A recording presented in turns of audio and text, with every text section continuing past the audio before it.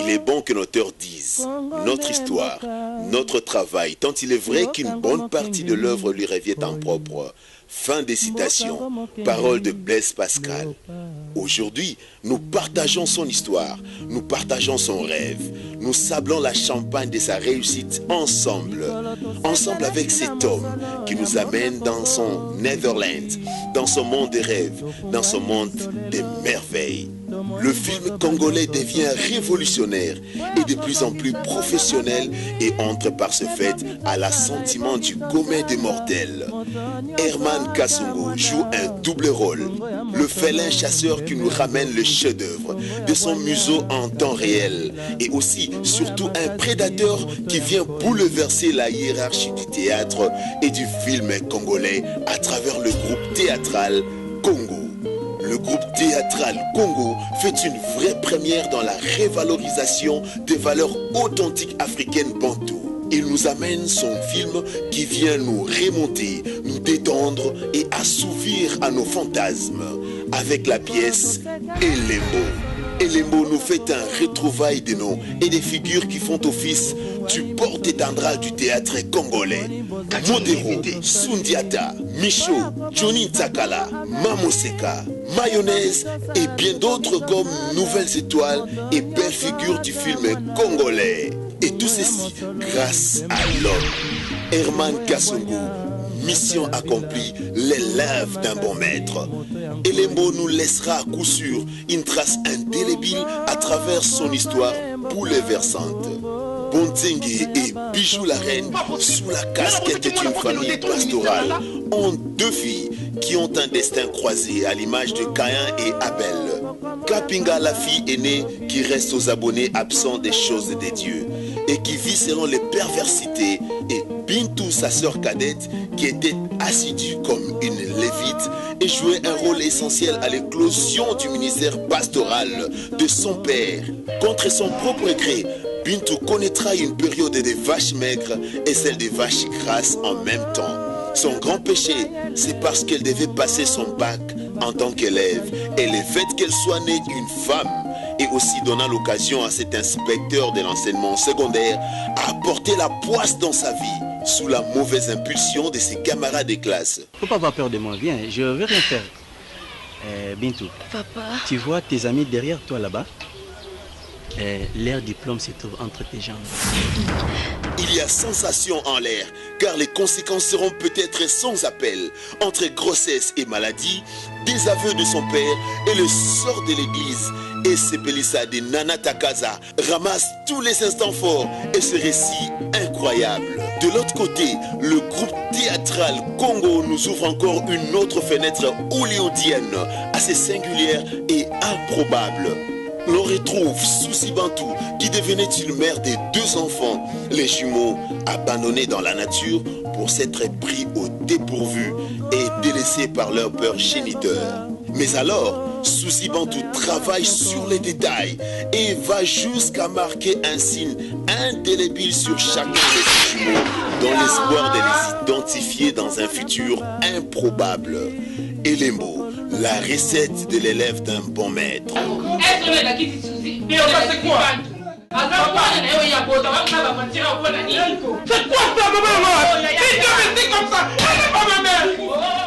Et donc, El Congo qui devenait au cours de cette mésaventure parent adoptif de Kasongo, garde cet aspect des choses à sa compagne, Thérésia Anna, prétextant que le garçon était son enfant de la jeunesse. La nature lui a été aussi douce.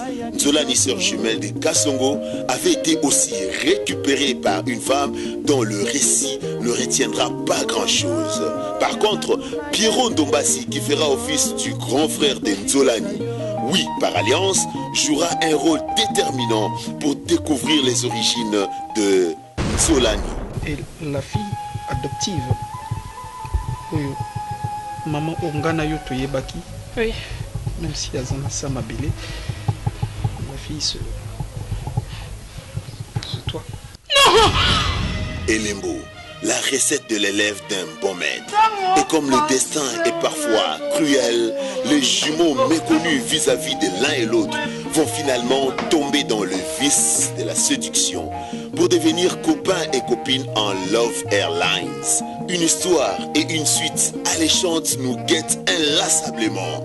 Le film nous régale et nous garde une suite émotionnelle en gardant nos attentions sur la vie de Suzy Bantou, mère des jumeaux, dans la maison de El Kongoi comme servante. La vie paradoxale de Kasongo vis-à-vis de sa sœur Mystère. Eh bien, retrouvez cette première saison de la pièce LMO avec tous les grands moments de folie. Et c'est tout simplement hallucinant. Bientôt sur SPLSA de Nana Takaza, simplement pour vous. Faire accro à un travail qui titille la perfection. Vous découvrirez plus et beaucoup plus encore dans la saison prochaine. Les moments les plus inouïs de cette pièce. Quand vous allez adorer la recette, vous direz gracias à l'homme qui tient la manœuvre. Herman Kasongo, l'élève d'un bon maître. Mission accomplie. Groupe théâtral Congo. Au calme toujours avec l'esprit positif.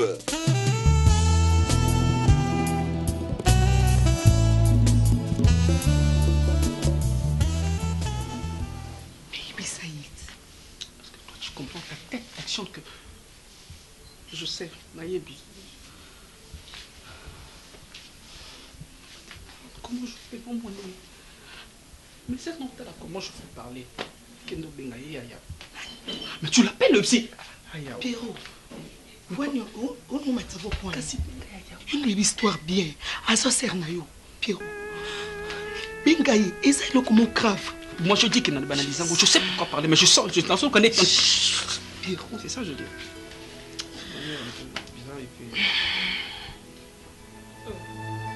Obima? Oui? N'est pas ce qu'on a au salon, non? Ce qui est coiffé. Non, Nzola ne sort pas. Mets-toi et puis on va essayer un peu de parler pour quelques secondes. Hein, c'est un peu ça. Et puis on va essayer un peu de parler.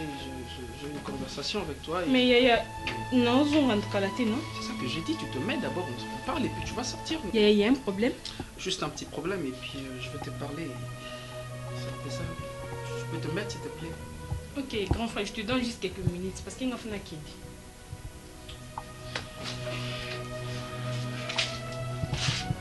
Dis-moi la robe Oasis, la beauté naturelle, hein? Yem tapesio? Oui, c'est joli, hein? Yem Oazoya? Ah ouais, journée. Sécurité? Mais non. Bazoya délégation, donc Yemoko Oasis, la beauté naturelle. Tania Smith, Azokta Birmingham, Kuna Angleterre, na divine qui vous. Nous avons un succès, on a volé Bangou. Jalousie, ça. Parce que. Non, ailleurs, on va pas poli. Mais, oui, Pierrot, bien intérêt. La fois passée, Oasis, c'est une des langues à bloc. Pierrot, comme il s'en va, malgré ça, la colis, moi, ben, on pèse grave. Mon tiens, ah, mon ingala. Non, non, attends, on va chercher un garçon. Souci, Naïzakini. Oasis naturel tant va pécier. Le risque la congolaise à laquelle le 8 ans on a reconnu la zone a pécié. Bah pécier kaka j'ai dit non, dans la vie il faut avoir la patience. Faut penser à qui. C'est bien. Je me sens déjà ça va parce qu'on peut supporter tout et on doit parler. Zolani. Et Pierrot. Tu sais que je t'aime beaucoup. Oui, je le sais. Je te porte dans mon cœur. Tu es la seule sœur Ongana Kontana Motema et puis moi c'est Nanga l'accent je t'aime aussi beaucoup, tu le sais non? Oui. Tokoma lokola ba parents, même si papa na maman bas invité, mais juste à comment lokola maman na yo et moi je suis comme ton père. Moi l'attitude n'est rendue envers mes parents si y a un problème moko. S'il y a un problème dans la famille, moi nanga solo mes parents. Attitude n'est rendue. Mais à assumé. OK. Moi je vais enfin que vous allez soumise envers Bissot, ça va? Soumission na yo et que ça là que au comprendre makambo na luba. Na lobino que je t'aime beaucoup parce que déjà aux ana motema nanga. Na ko longola ngote, histoire nyoso ko ya et ko longola nga bolingote envers yo. Là je te dis ouvertement. Na linga yo tellement. Na content déjà na motema nanga étant ma sœur. Mais il y a une certaine réalité, je dois te faire comprendre. Et tu es obligé de la comprendre. Il y a une histoire, je vais te raconter. Oui. Ezalaka na maman moko. Maman wana asalaka abotaka mwana mobali. ekobota mwana mobali azaka na mwana moko. Un jour subitement na nzela akutana na berceau mwana na kati. Mais tellement que la maman azaki na bolingo makasi yako zala na bana et azaka na mwana moko. Elle avait trouvé bonne yako za mwana wana et puis ko adopter. Mais c'était difficile parce que tango azo mwana wana amesani si mwana wana na mwana mobali.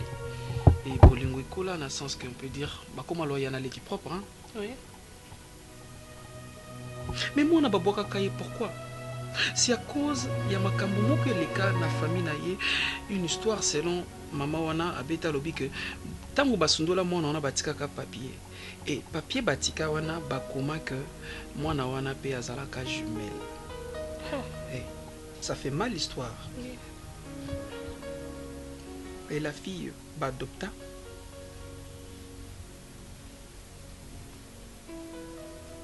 Oya misana na ndeko na mobali. Ndeko wana mobali. C'est bien moi. Quoi? Et la fille adoptive. Oyo. Maman ongana yo toyebaki. Oui. Même si ça m'a belé. La fille c'est toi. Non!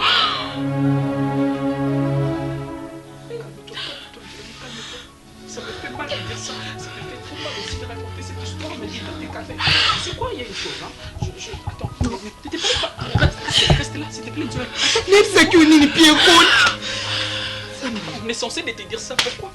Parce que vous avez vite compris que l'histoire qu'on avait racontée, il y a un garçon, le garçon Kassongo. Lui aussi, c'est un jumeau. Et... Dieu bien, mon Zolani. Calme-toi, je sais que ça fait très mal. Mais calme-toi. Zolani, ok? Maman t'aimait beaucoup et Atikala jamais kouangana. Atikala jamais kolokola kutumwana moko badopta.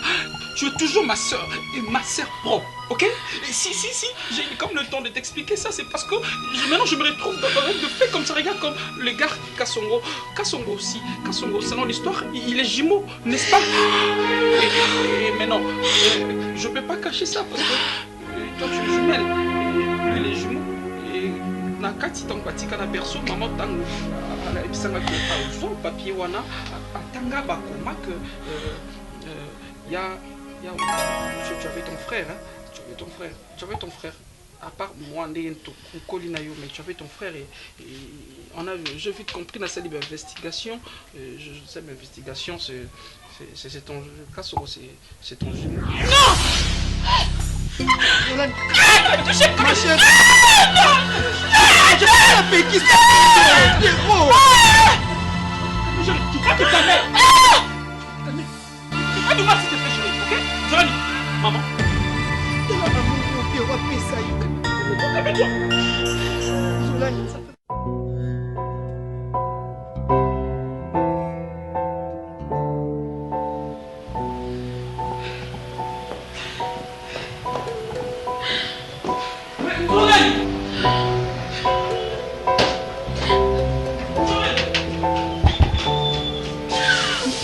Qu'est-ce qui se passe? Zolani, maîtrise-toi s'il te plaît. Est-ce que tu peux te maîtriser? Comment je vais me maîtriser? Zolani, je sais que c'est difficile à gérer, mais comprends quand même que tu dois te maîtriser, Zolani. Est-ce que tu es mon propre frère Nangali passe à Nangali? Tu sais ce que ça fait?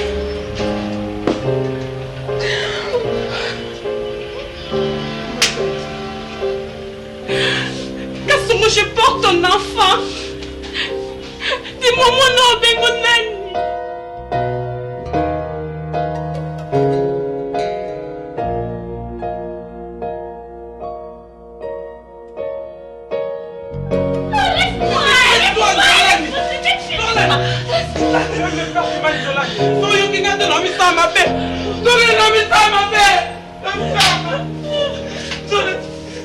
Qu'est-ce qui se passe dans ma vie? Zolani, tu te maîtrises ou non? Tu te maîtrises ou non? Solène, tu peux te maîtriser. Mais maîtrise-toi, chérie, s'il te plaît, maîtrise-toi. Je sais que c'est difficile. Qu'est-ce que les gens vont dire? À qui la faute? Est-ce qu'on va nous tout le cas, non? Est-ce qu'on va nous tout souhaiter? Personnellement, moi, qu'est-ce que moi je fais? Nassali Mokilini, mon Dieu. Qu'est-ce que moi je fais? Nassali Mokilini. Mon Dieu, ça c'est quel enfer, ça. C'est quel enfer, ça. Donne. Laisse-moi.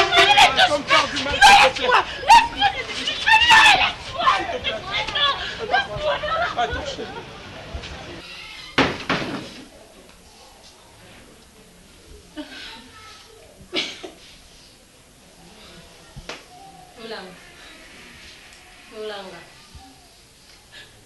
Mulanga. Nga makambo na zokompo yaka. Yaka non. Tika na kolela yaka. Fana na kiti.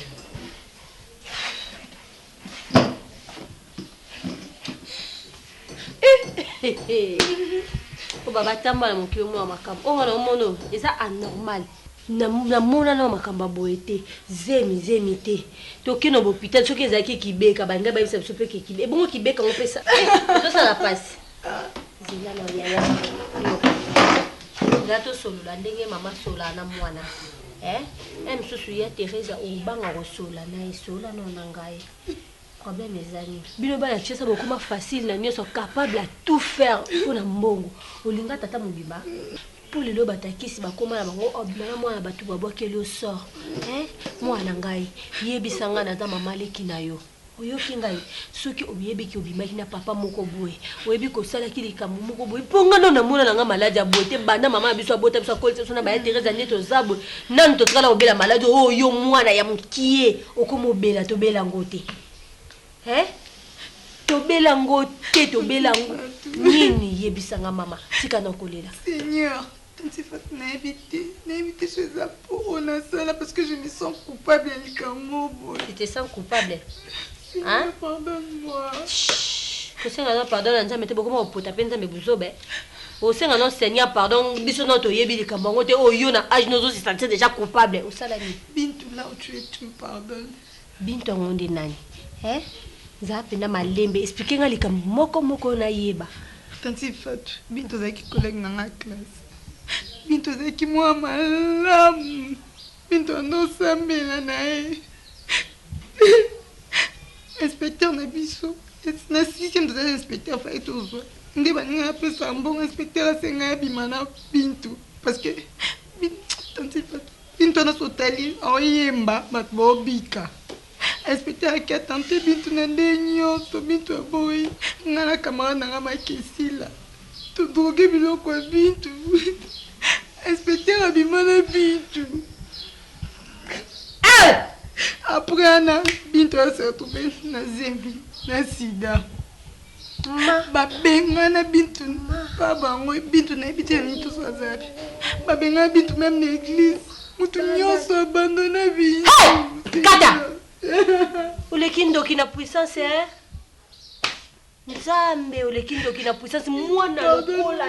Pardonne-moi Bintou, pardonne-moi. Pardonne na oyo Ye Teresa baby sibana nazala ki koloba ngai kaka mabe ye Teresa pantanga sango abenga bapembele Fabrice na poto fata yokela kanga talingi bana na ngai te boye lelo to suki wapi tala na niveau moni likambo yo sali atanga mama mobimane na zabo na okoka te na kokaka te Bintou ebi même pas me têter. Mais on est dans malédiction. Ya Teresa va bimaki. Bintou ebi même pas me têter si la moi ba tout Seigneur. Noki mutu esainga pasingo. Mwana. Via mbangu wana niasa nini diplôme ngozwa. To kataka 2 personnes. Ka bilombale. Mais c'est comme si Webinini. Zamba za juste. Akoko permettre te mutu aza innocente akende ko sibir likambu ya pasi bongo yo yebi sida so reza nini mwana. O tuna sida na sango. Parce que ye oya zwi sida. Na préféré sida ke yo. Oyo eza malédiction. Ya Teresa. nakoki te nga na makambo boye nakobomba ngo nga mokisa makambo asomo oza mwana mabe wa criminel oyaki na tembe bokosuka se na tembe otumoli bana kongo yeba te okosuka mais comme la maison de tristesse. Bisou yokela mama no ndenge tandulo lipambole lomwe na ndako ngaje mokolo mono mage bozo lobaka wa ndako eze su ndenge ya lakate tala mobile no ndenge akomi kobosana na kolata elamba na kati na ndako désordre pe na yoki bino bozo baboteka nini bokoteka ngo pwani bo bakotana nani nyuso bo boteka mokola moto yeko tala bakiti ya kwili ya alobi lokwa te na climatiser te mo asombe nzate bozo bondela moto asomba biloko moi c'est quand église peut-être les 13 parce que nyuso batie pas mutombo na 8e mairie église est po mama usala kama be mayo oalek na ngai nga bino mingi mama oza mama na ngai totika nyonso na maboko ya nzambe tosi totika na maboko ya nzambe oyebi makambo ezolekela ngai nazoyeba même pas ata savon ya pamba ya suka basani eza te partenaire na biso na Bibiane Mwanga yaya héritier vuki na la crèche asa ya boutique na ye moko na Victor na kotaka na se ya la crèche na Abiana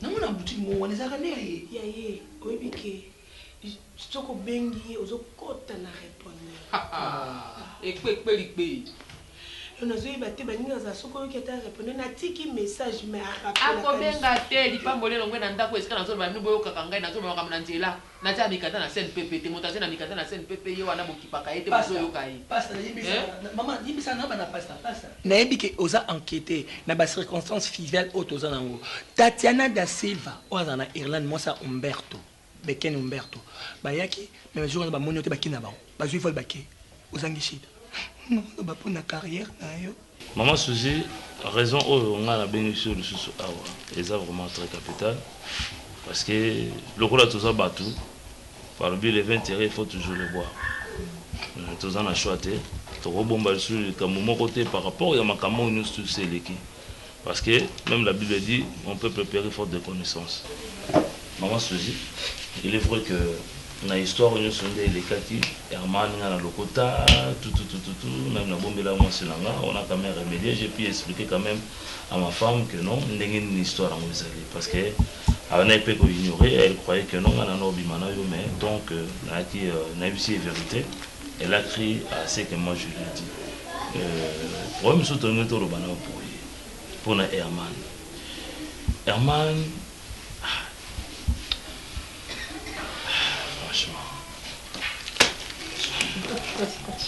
même ainsi dit l'éternel awa toyokaka ngo lisusu te paster mpe mabondeli eza su makasi tokomi beboye adisha motomètre bebazi beba Beatrice asololai na lobai nanga bijou mpona ntina action de grâce na ngai ekoya te bato nyonso bazolaka bazopesa Nicole Kalisi alakaki ezoya te eme pungula jeune bato alakaki ezoya te ndako désert na désert Tatiana Kembolo ndatindeleka tosala boye mama esa geste tolobanga baseri ngopesa atolo makambo aseri discussion de mots toki ata oprie te nini vraiment bino peut-être mama obosani nyonso bota makambo ka boye makambo nakomomona yango eza spirituel fo to-organise bapriere mo tosambela mpona makambo papa toboyi te tokosambela moto azalaka komonela biso makambo na ndako ayaka bisusu te tokosambela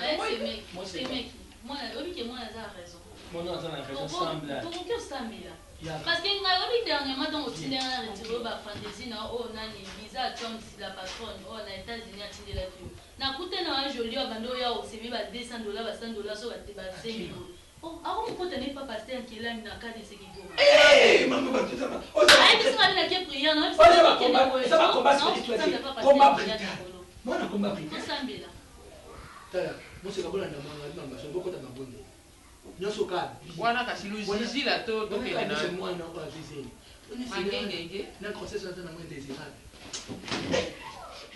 Maman Suzy soki papa Teresa Papa, tu as dit mbala mon côté, ça dit comme ma tata et ma casse. Non, non. Laisse-moi. Oh, ni son conséquence ya ko bois ka moi. Non, tikanga imokona. Conséquence ya ko bois ka bana. Theresia, c'est quoi? Papa likambo ezali pona Herman. Mama, so likambo eza bolo bakamba la mon côté. Comme quoi nde olela kelelo boya ye. Po likambo wana pa sala ko sala ngo pena. Tika ko sala nga boye na état on azala ngo za déjà état critique mama na ngai. Obeli. Abeli te mama sana zemi. Alors kutu mbali kutu azoye banate. Moi je soka mama muto yeli atoyo kaka to sonda to kin. To sona ba problème bende bo mona biso bo. Yiti ko. Oui, j'ai des questions de beauté. Même papa, si les cambos sont beaux, bakamba la monque. Comme si ma sœur m'a toy boy. Maman, il lui ma cambo ils ont qu'à tenir boto ité. Oh il faut un dieu, il coco nango il faut un dieu. Oh nous on a qu'à dire boum fou. Di boum fou le kula muto azeni na mukumba, izali zimite. Ezali zimite na ina zo kuyiba te ndoko nini. Ele kono za kunuka kusema papa, il kama yana kutena kama ni biso te.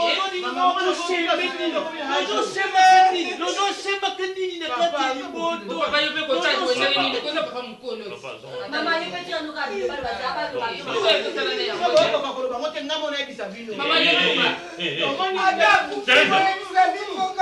Mama, ndako ndola na ndako na bite so ndako eba tekela to so la bondo ta ndeni nebo kuzaoza butula so hermana bandai na eko droguer yo azo bima no kwa mosi ya mobile yango na limike jour to la mosi ko na bukate c'est que ba faire quoi c'est que c'est mieux ça non et c'est un problème on va te dire hermana il va te dire ko mama la position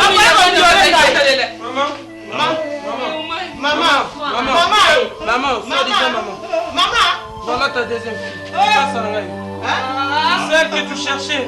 Donc voilà, Bissou Malaye, yo, tu appelles moi ça mon badi. Au moment où nous parlons, elle est aussi grosse de moi. Maman, faut que là, faut que là,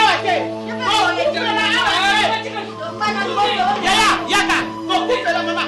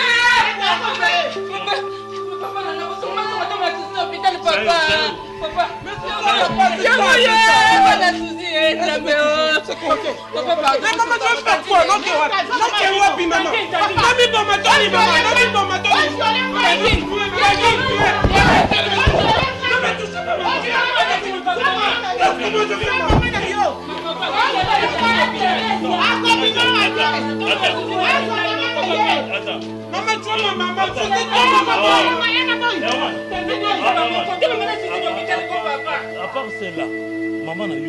Oh, il m'a dit qui est encore dans cette maison? Hein? Qui est encore? Papa, je j'ai tenté ma femme. Non, elle n'est pas là. Maman est bien venue à violer. Attends, les amis, yo. Non, maman, attends, les amis.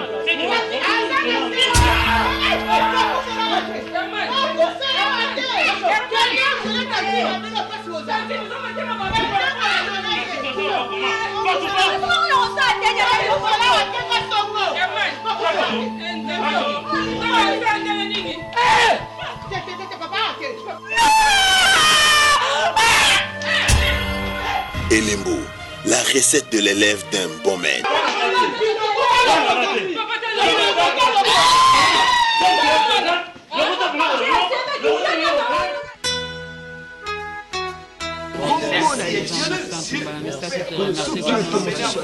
Metola malokola mokonzi ski kamwa tondio motondi ya Jésus.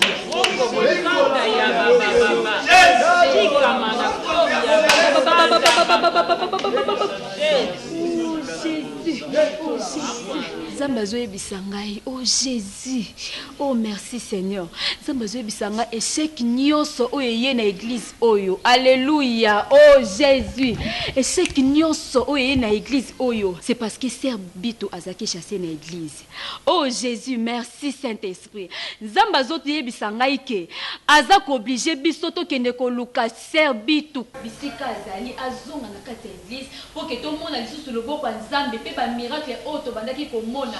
Nzambe aza ko insister to kende ko luka parce que aza la réserve de l'Éternel na kati ya église oyo. Parce que aza nzela par lequel o nzamba ponaki po apambola, a guérir pe akangola bato. Na kombo ya Yesu Seigneur, merci Jésus. Napesa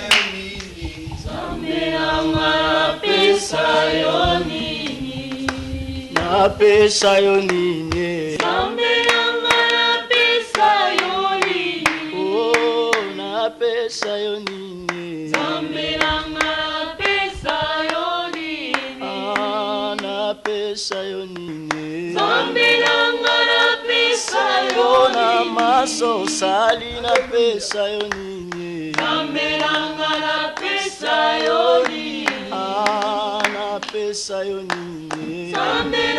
napesa yo nini ah oh mon Dieu tu es bon oh mon Dieu tu es bon oh mon Dieu tu es bon pour moi. Amen, amen, amen. Amen. Amen, hein? Amen. Ok. Maman, kombo nani? Mulanga papa. Wana ser na biso balobi ayaki awa banda lobi kotala elongi na ye on dirait une fois déjà na mona ye na kati na église mais aza na eloko moko akolobela biso tofongola matoi toyoka ye vraiment. Avant loba nasengi église mama pardon. Nazende na posa pasteur mais loko pasteur vete tika confesser onana ngona kati moso na bino. Na mutu mabe makasi. Po bitu. Nasa bitu mabe mingi. Bitu mwa malamu. Na mona mabe nyonso nasala te lomo te yango marché. Ngana kamara nanga makesi nde tosala po bitu koma na zemi. Ma sœur, na ndenge nini? Expliquez bien ma sœur. Bosala nini? Inspecteur azali na posa bima na Bintu. Bintu ande olinga te. Nga makesi ya totonga Bintu. Inspecteur bima na Bintu. Non! Natikela Bintu zemi na sida. Depuis wana rien ne marche chez moi. Examen d'état on a zoité. Okuti nazo yango za tezemi te. L'évité de maladie est en rapati depuis nazo souffrir. C'est ça. Olimbisa ngai. Asati bolimbisa ngai Basilio. Omutama be mulanga.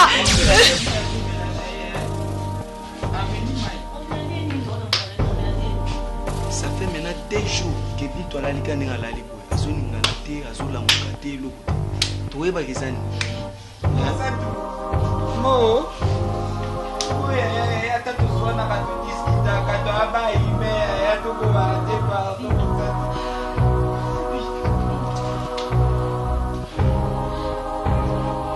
Sikonga eloko ezobangisanga. Soki moto ya famille na bango ye na mitu tokolo toyebiseni. Bamulanga baketna ya tikolo ya lela mingi mutalela mingi omona mutayeba makambo zaba okimi ebine lodi etiko pour palpiter tiko palpiter ya problème okuta ninga toko kinete ya bima ala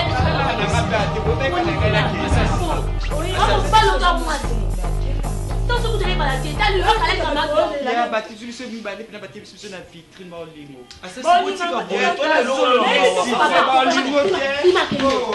loba bino ozaso mutu aoloba oza mpritale oya tendresse te boye po mosalaka boye te nga mutu obenga mbani na tande na sinde oki bien mais yo ya kosimbaka na oyoka madesia gato bivins azalaki se awa toleka te époque na yo toleka époque na yo gato bivins na biso fekte je te jure oko kolololo so nakosi so sadona mba ndoki gato bivins olem nini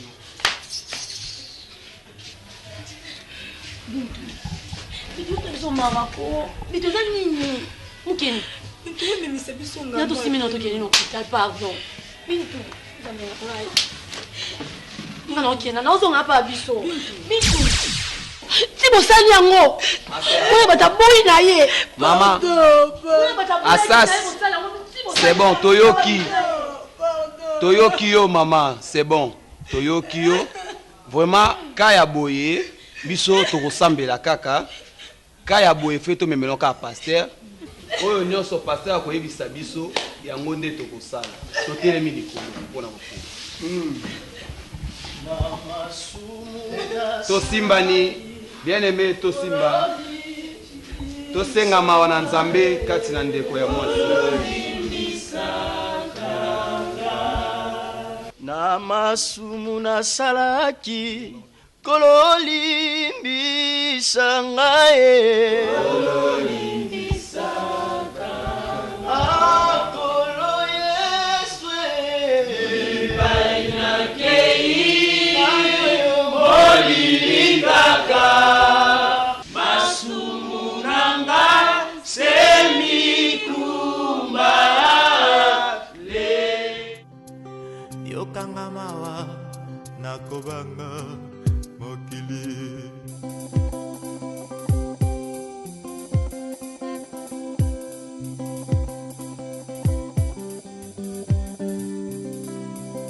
baninga tukula babala babota bakomana bisengo kai kaka semitelengano nakomi kobanga mokili Nzambe ya lola Nzambe ya bolingo yokanga mawa nakubanza yoyo Zambelanga yokilanga mawa yoka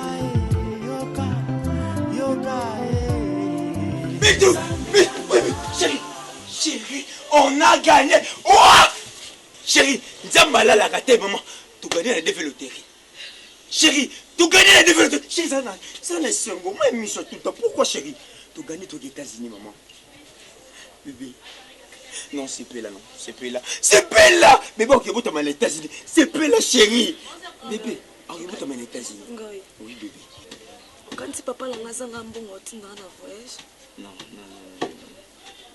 C'est ça ba nouvelle onga lingo yo kana vina ngate ça ba nouvelle voyage. Non chérie, c'est pas bon ok.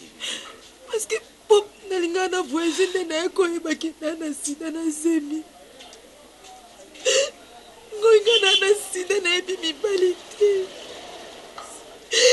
Ngoinga no me mazemi ya mutu na ebite. Chérie. Ah! Nouvelle na yo le pena au CP na ngo ke maman. Bon voyage. Non, qui n'a eu.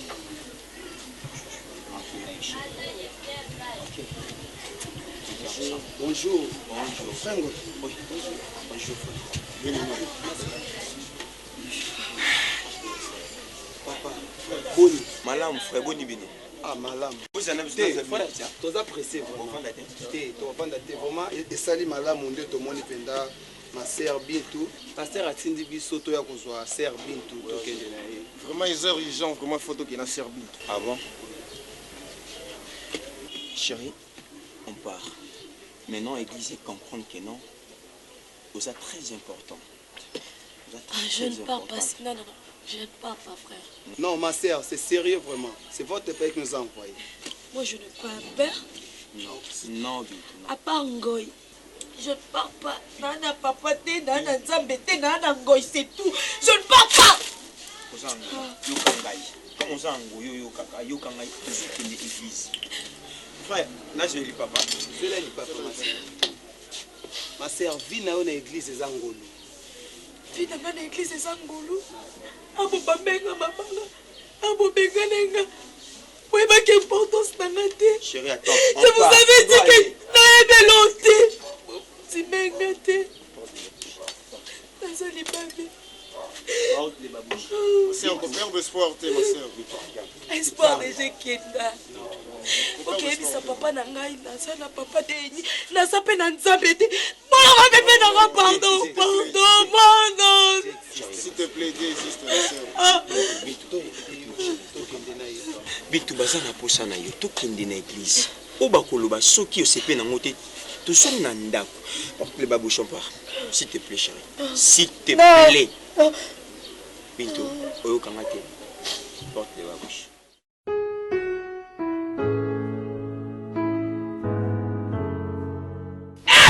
Quoi? Marindo! Ah, non, pas possible.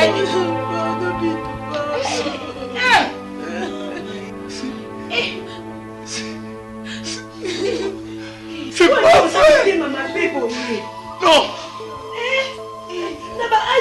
Non! Ce sont des gaillards, oui! Oui! Mon Dieu!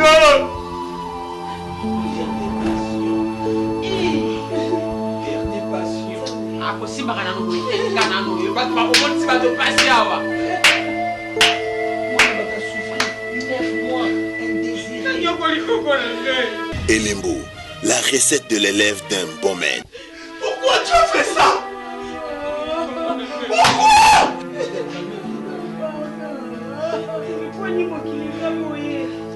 Je n'ai plus vraiment balangai. Boyebi pe nzambe, boyebi pe liloba. Pourquoi beaucoup de gens moninga bino boye vraiment na ba âge na bino. Nzambe. Ça va. Calmez-vous, calmez-vous s'il vous plaît. La Bible nous dit toute chose concourt au bien de ceux qui aiment Dieu. Et à chaque circonstance, nous devons glorifier l'Éternel. Mais pourquoi les glorifier? Parce que Nzamba tcha il est pour la katia. Ça c'est un signe. Aujourd'hui, je suis dans la joie, oui. C'est quelque chose qui est arrivé. Mais je suis dans la joie de comprendre et de discerner que ma fille Bintou est un symbole de l'Éternel pour cette famille. Et pour la gloire de mon ministère, nous devons rendre gloire à Dieu pour tout ce qu'il a fait. Alléluia.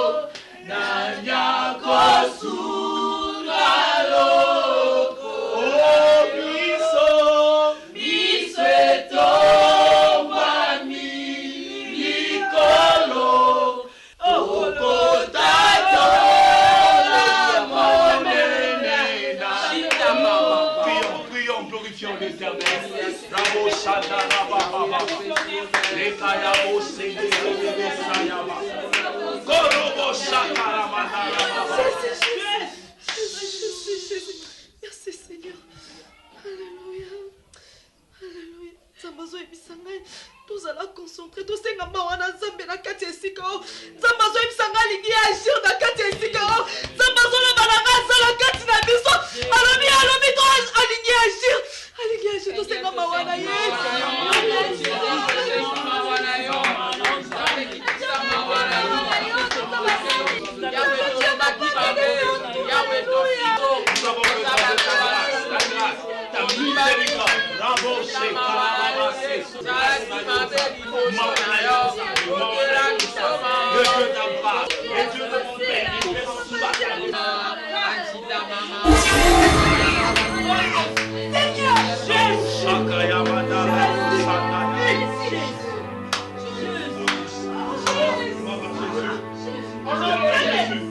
Gloire à Jésus. Au nom de Jésus. Au nom de Jésus. Au nom de Jésus. Au nom de Jésus. Sors. Quitte ce corps. Quitte ce corps. Quitte ce corps. Au nom de Jésus. Au nom de Jésus. Au nom de Jésus. Le feu. Feu. Feu. Feu. Feu. Feu. Feu. Quitte ce corps. Quitte ce corps. Quitte ce corps. Au nom de Jésus. Au au nom de Jésus. Oui, glorifions l'Éternel. Glorifions l'Éternel pour cette délivrance. Alléluia. Oh Jésus. Alléluia.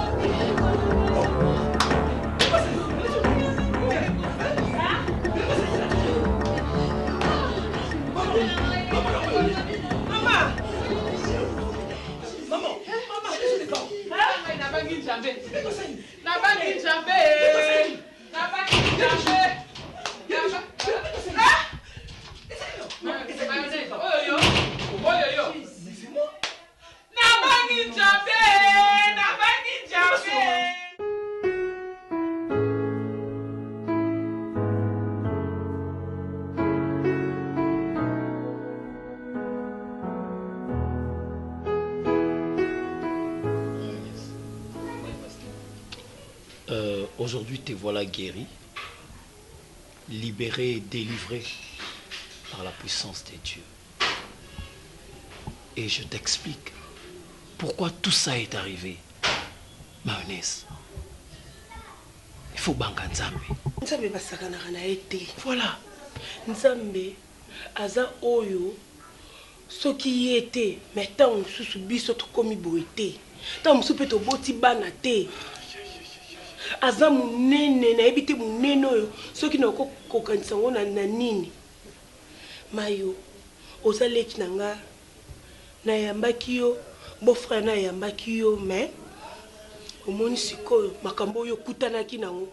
La Bible dit on ne se moque pas de Dieu. Ce qu'un homme sème, il le moissonne toujours. Tu vois, vie oyo menaki, kotonga basala nzambi, kofinga basala nzambi, okoya na église, kolinga baseur n'importe comment, ko détruire ministère. Ok, c'est église ya beau-frère na yo, grande sœur no aza wana. Donc osilisa biso basekele nyonso tu ya ndaku na biso, na ebite soki pe obanda kokende kokosa babaka mususu. Mayo, nzamba lingi yo mingi. Mayonnaise, yo kanti ko détruire église, ezaka oza ndoki. Opumbuka na butu. Non, tout ce que toi tu faisais. Et sa destruction y a ministère nangai papa. Kotonga biso par-ci par-là. Musala nzambe et komelio lokola mutazo sakana na salité na maboko. Pasteur, avec tous les respects que je vous dois, je demande d'abord à Dieu pardon. Et à vous, à ma sœur aussi pardon. Mamlando sa andore bate, j'étais inconscient. Namoni vraiment que na BBC balibota batu ebele. Sœur Sierra Koua a paré akina mobile na awa. Na détruit bolingo na bango likola ki songi na ngai. Vraiment ce que je faisais là, je ne comprenais pas. Na ebité o bande exprimer bande ko côté la nga pona sala makambo wana. Mais je n'ai rien à dire pasteur. Ezaka na ko fuka mais pas na bino, vraiment je demande pardon tout ce que je fais du mal. Na sengi bolimbisa ngai. Mayonnaise, moi je t'ai déjà pardonné. Et ta sœur également. Parce que la Bible nous dit, si tu ne pardonnes pas aux autres leurs péchés, Dieu au ciel ne te pardonnera pas non plus. Heureusement pour toi, tu es de la race des vainqueurs. Et Dieu t'a délivré pour ça. Amen. Glorifions l'Éternel. Mets-toi à genoux, nous allons prier pour toi. Pour toi. Ô Dieu des armées, Jésus, nous te remercions pour la vie de mon frère Mayonnaise. Sois béni parce que tu l'as délivré.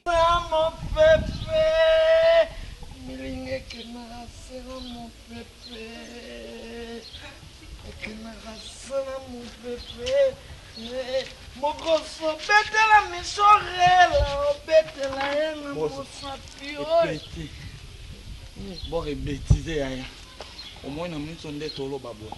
Attends, bakokanga biso mpe toke bakanga po na melading na nambo chez biso oyo mambo adingi su te oyebi kasongo akufi adaye te mon plan wana topesaka ye bon topesaka ye te elaboyika na bango oa vitesse oyo abetaka ekepi wana sikoyo otinda ya boye boyika wana mero na bango mero abota mpena kasongo ye wana boyi wana na miniti mambo esote mero nini mama na ye kasi te moto abota ye siko maminiti o mère ana anazema c'est un ba blague wango c'est tellement moto na auto sokonsi bozo c'est mon fils on va tirer la dog ye wana wa mourir ayem ta bota ka mama bota ka soka so za fa do pif ba boye bien ne oh ngala rena luka ka songo jour wana petit na wana obetela mamutu et puis petit na wana comme na bord mon bonde zemi et koti na wezanga mobali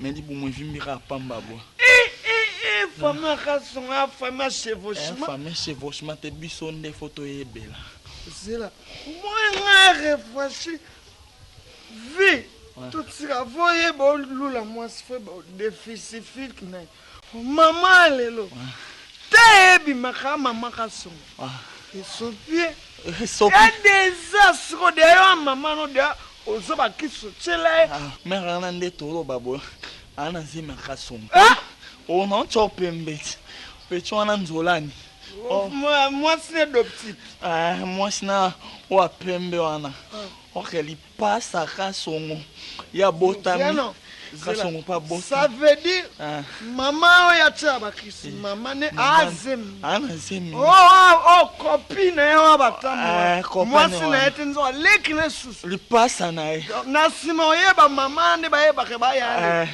oh mata moto ngane sina ke msaseke ke ngamna peba te oh ke malembe nzolani pe kuto ana zema kasongo zelo kasongo mtama be ayeko ba kwitsa sima biso mona to zela o sente mama abota mwana o sente suleki no abota mwana zela mama no aboti mwana yo leki no aboti baba benga na ya mama manda mama mwana ya mama ya leki mata to kansa kasongo na funde omoni boro tuna ba nga traité boro tuna SB akasongwa olo baga yaza frère c'est lembo mère na wana tsaka ya leki na pene lembo na litoya yo siro so moni ka mutu bokokane ne lembo tana yo nga to ya lecto azen nang oh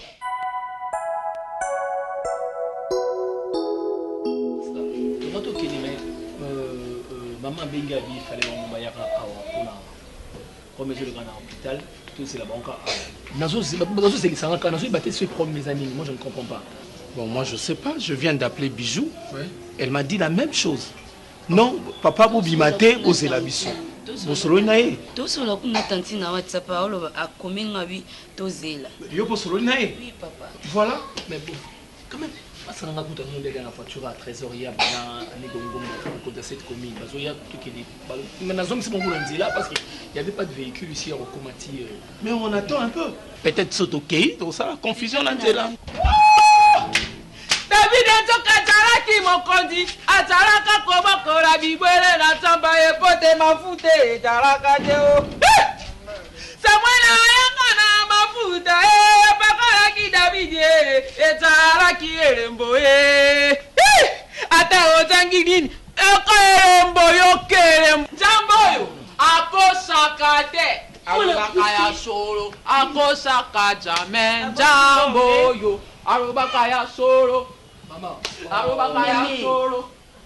aboti mone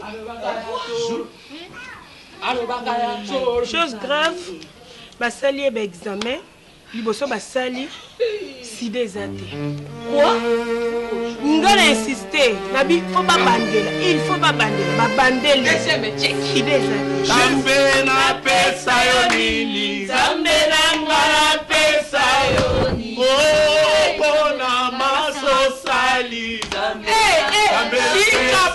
shika banda Kondori ya baba Zambe na nga pesa